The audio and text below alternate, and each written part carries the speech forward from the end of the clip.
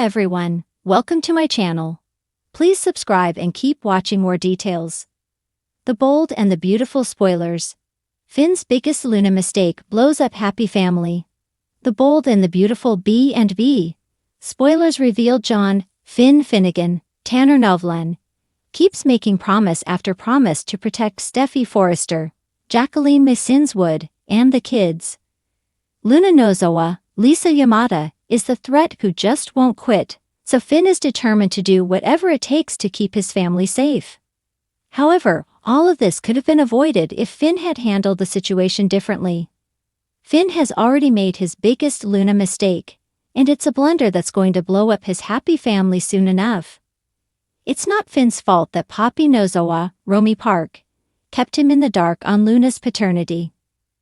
Finn probably should have demanded a DNA test early on, but we can't really blame him for trusting Poppy and believing her lies. The real problem was what Finn did after he found out he was Luna's biological father. Instead of rushing to Luna and blabbing the biodad news, Finn really should have kept his mouth shut.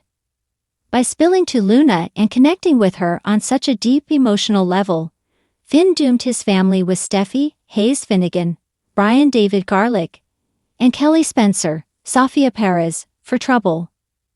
Luna was fixated on having a relationship with Finn from that very moment, and Finn's tearful embrace didn't help matters. Since Finn already knew about Luna's horrible crimes, it was a bad idea to confess and open the door to more chaos. Some might defend Finn since Luna was on house arrest when he came clean, but she's the kind of gal who'll stop at nothing to get what she wants. Finn couldn't have anticipated Bill Spencer, Don Diamond, arranging Luna's pardon, but he knew Luna eliminated 2 men and kidnapped Steffi. Luna is a wild card who's capable of anything, so Finn should have been more careful about what he spilled. That's especially true since Finn's confession was pointless. Finn couldn't have a real father-daughter relationship with Luna, so he got her all obsessed and riled up for nothing. Luna wouldn't be plotting revenge on Steffi and targeting Hayes right now if she was still in the dark on her paternity. Finn honestly could have spared Luna some heartache if he just left her wondering about her biodad, and he certainly could have spared his family the additional Luna turmoil that's brewing. Of course, then B&B couldn't deliver this out-of-control Luna storyline, so we get why it was a mistake Finn ultimately had to make, at least from a writing standpoint. The bold and the beautiful spoilers say Finn will pay the price for that blunder as Luna goes after Hayes and Steffi, so we'll bring you updates on all the drama. Finn's life has been the epitome of a dream these past few weeks. Freshly married to the radiant Luna, he's on an emotional high. Their honeymoon buzz lingers in the shared bed pillow, laughter echoes through their home, and he's already imagining the soft coo of tiny feet echoing through the hallways.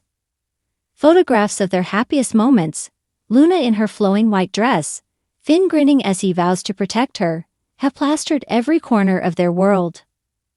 They're in what seems like the perfect phase, enjoying morning coffee in bed, playful tickles around the kitchen island, and romantic candlelit dinners. As a doctor, Finn always knew what healing meant for others. Now he's discovered what it means for himself. And yet, underneath the bliss, the seed of his upcoming mistake has already been sown.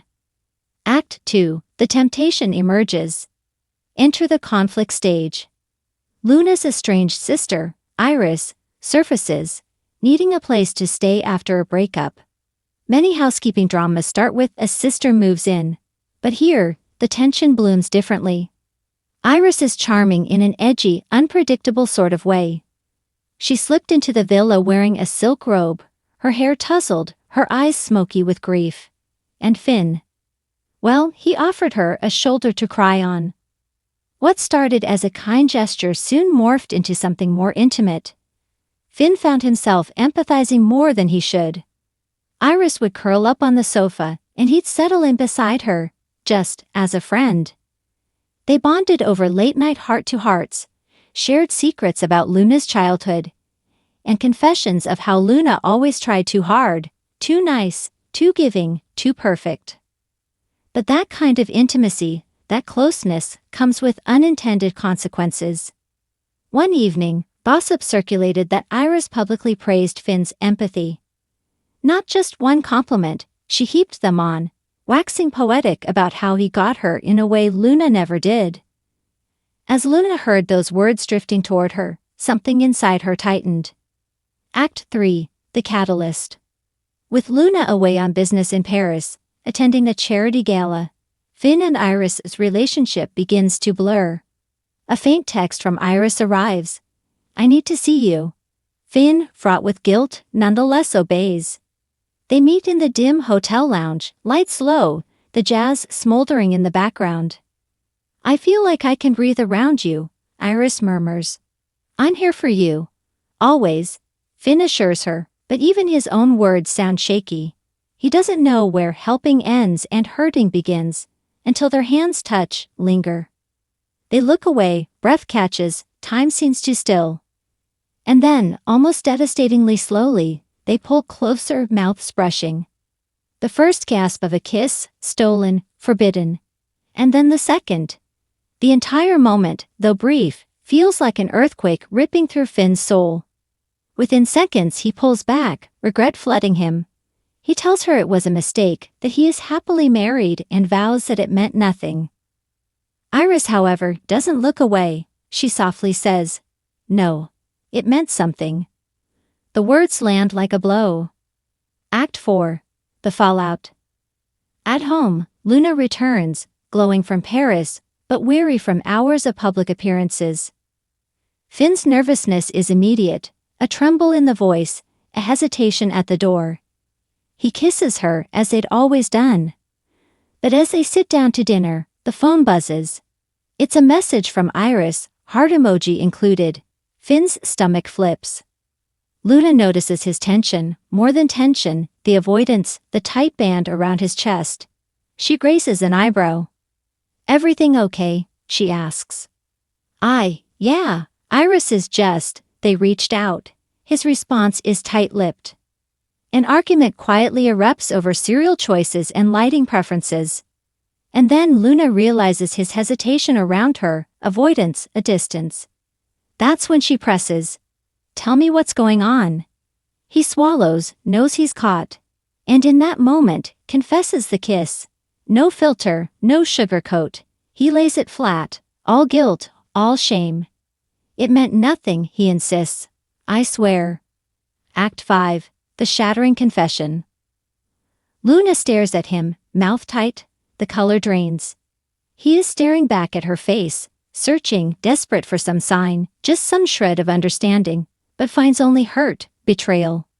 She drifts to the bedroom, leaving Finn in the living room. For 15 minutes, he sits paralyzed. The weight of his actions presses him into the couch cushions. He hates himself. He misses Luna. She emerges, voice quiet. "I can't do this right now," she chokes out. "I need space." She retreats upstairs. Finn buries his head in his hands.